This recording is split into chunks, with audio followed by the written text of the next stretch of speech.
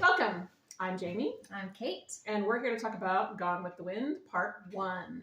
We've just started reading the book, so we're going to kind of dive into our first thoughts. Yeah, and we've read all of Part 1, but I had a question for you. We didn't discuss this before, but what did you think this book would be about? I mean, I knew it was the Civil War era and women in dresses and love, but I had no idea it was going to be so long and so involved. I didn't know the story. Yeah. Other than a love story of some sort. Yeah. And war, in war times. Right. Yeah. I don't think I had any other first impressions. Preconceived notions. I think I've seen bits of the movie, but not ever the whole thing. Yeah, and I don't think I understood. I think I watched the movie once, but I don't think I understood. Yeah. What it was, like what was happening. Yeah. I think I was in high school. Yeah. Or college, early college, so. Okay, so first thoughts I want to talk about, obviously the main character, Scarlett O'Hara. So what do we think about her? First impressions of Scarlett. Yeah. Well, I told you, she's a brat. I think she's a brat. Very selfish. I make notes when I first start reading a book because I feel like all the characters run together for me. So yes, and there's a lot of characters, even in the first chapter. The first chapter. That's why I was like, this whole page was just the first chapter. But I was confused, about like who the Tarleton twins. I thought they were like her brothers, and I had to go read it again anyway. Right. It starts off like right away. You're like, okay, you don't even get, and then I feel like it gets to like pages. I was reading like pages 30s and 40s when it starts talking about her mom and her dad and their long descriptions about them and the fact that her dad is 60 and her mom is 32, such a huge age difference. And yeah. I think Scarlett she's a brat. Yeah. Very selfish. And I think it even talks about her parents I think they know that. I don't know. Feel like maybe her mom doesn't want her to be like that because her mom's not like that. Yeah. But her dad probably gives into it a little bit because he's older. I don't know. There's something. Yeah. They're not real. Like Ellen is really particular, but at the same time, she kind of just. And humble. Not like Scarlett. Yeah. And Scarlett speaks her mind, whereas I think women in that time weren't really supposed to do that. Right. She kind of speaks out of turn.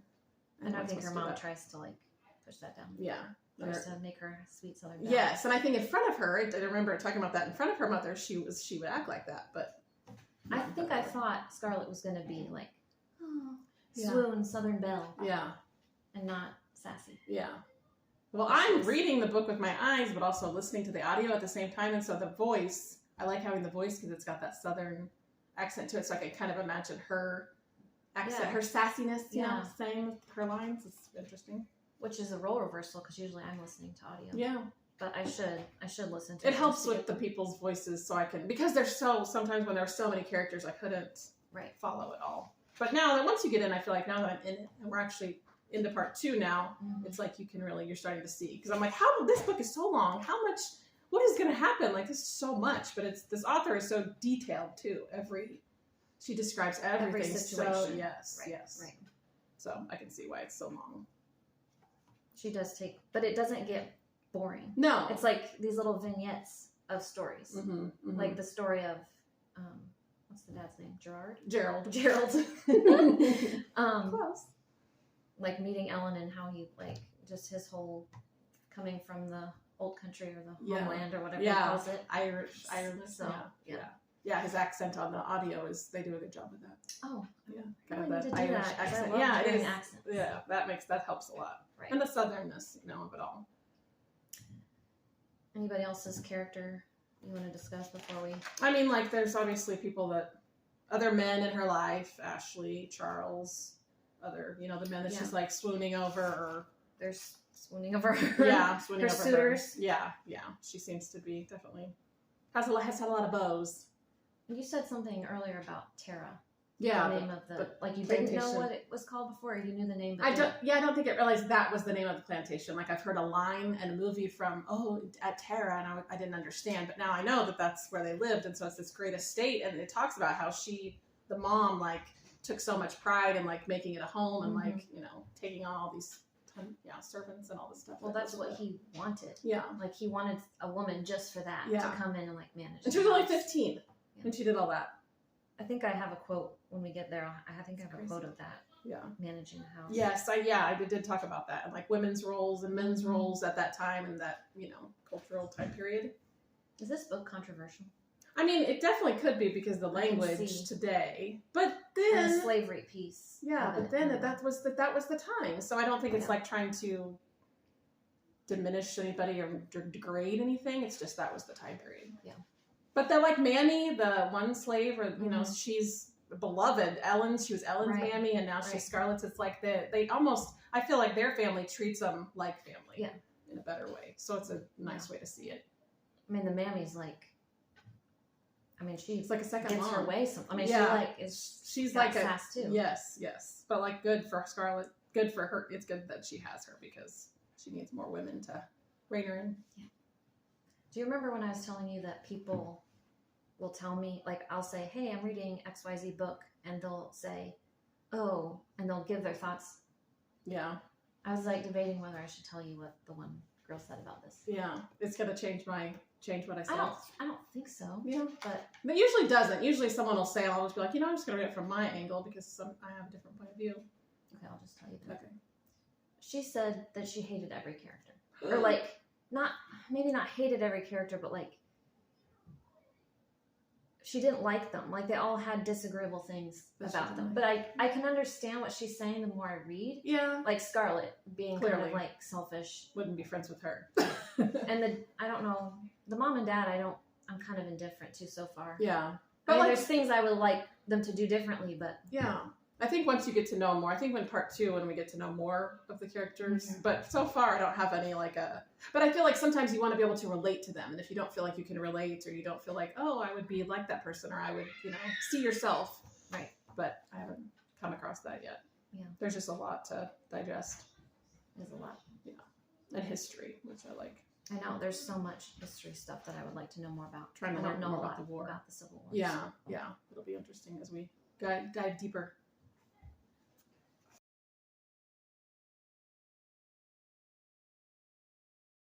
Okay, we had a little interruption from the children. Shocker. Okay, so chapter 1. I had some quotes that I wanted to talk about. Let's see. This is about education. It said that parts of the South look down upon the upcountry Georgians. But here in North Georgia, a lack of niceties of classical education carried no shame, provided a man was smart in the things that mattered. And raising good cotton, riding well, shooting straight, dancing lightly, squiring the ladies with elegance, and carrying one's liquor like a gentleman were the things that mattered. So I just thought that was interesting. Like, what they value. I mean, I totally value education, but I also think that all those things are, just common being sense. able to like raise food for yourself and, being able to like do everyday physical things. Yeah, are important too. Totally. So, I get that. This is your quote for Scarlett. She meant what she said, for she could never long endure any conversation of which she was not the chief subject. Yes. Very perfect. I think that's when the Tarleton boys were over there. Okay. That's all I had for chapter 1. Okay.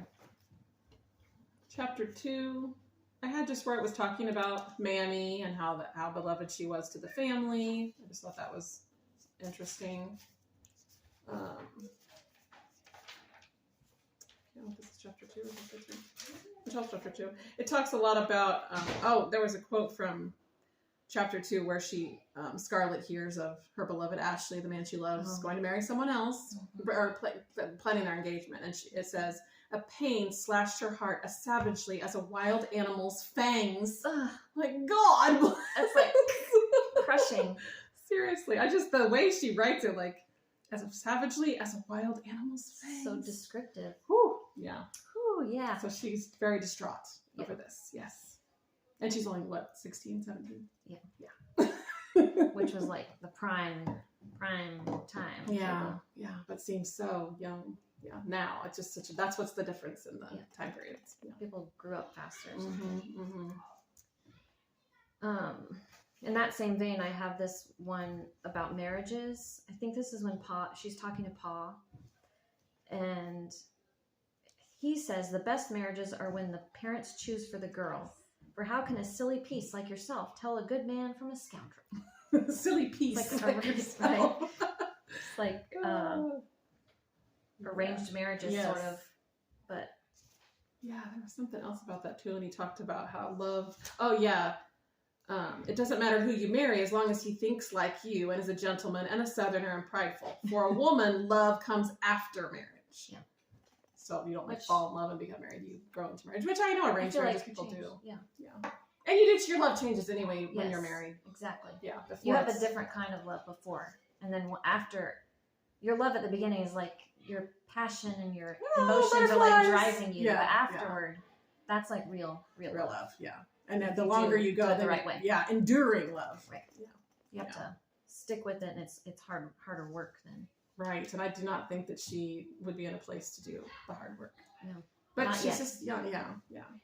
That's why I think getting married so young would be hard. But I guess they just did that because that's the way it was. But your brain isn't even developed. No. So. Yeah. Totally isn't. Yeah. Okay, land is the only thing in the world that amounts to anything, he shouted, his thick, short arms making wide gestures of indignation.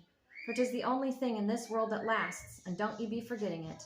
'Tis the only thing worth working for, worth fighting for, worth dying for.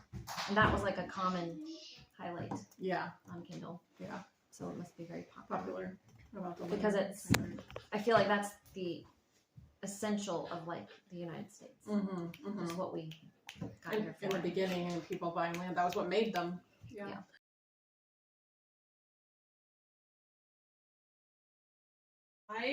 Chapter 5. Oh, there's Mammy talking. Tell us about that. Oh yeah, Scarlett. Then she says, "Someday I'm going to do and say everything I want to do and say, and if people don't like it, I don't care." I feel like she already does that. Okay. She doesn't care. She wants to care, but she acts like but she doesn't really care. Right. I feel like. I mean, I get that. Like, there's so many things I want to say and do, but you know your place. Like, we know we shouldn't say certain things. Right. Yeah. So I get that. I think it's just so much more different than that. You couldn't really have an opinion as much. I feel like you shouldn't eat at a barbecue. Yeah, because you need to be danked too. Right. It's a woman.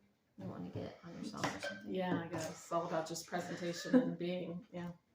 So I don't like that today. Yeah. Not at all. Which I think we could have more of a balance maybe between now. So it's such a dramatic difference between then and now. So conservative and so not. Yeah, stuffing. Yeah, you don't want to be like that. Chapter 6. Okay, chapter 6. This is where I first encountered the word blue stocking. Yes! Which our mom looked at me. With all the reading you've done, you've never heard of this before. It's just weird. I've just never heard of that term. No, that is weird that we had never heard of that term. Is this when they're at the barbecue now? They're at the barbecue now. And she thinks she's got a plan to get a man. Right. We haven't really talked about the plot here very much. Yeah. We don't want to give too much because obviously if you haven't read it, but I'm going to give it away. But she's after a man that's taken. So, but she thinks, I'm going to get my way because she gets her way all the time. Yeah. So she's got a plan to get her man. Yeah.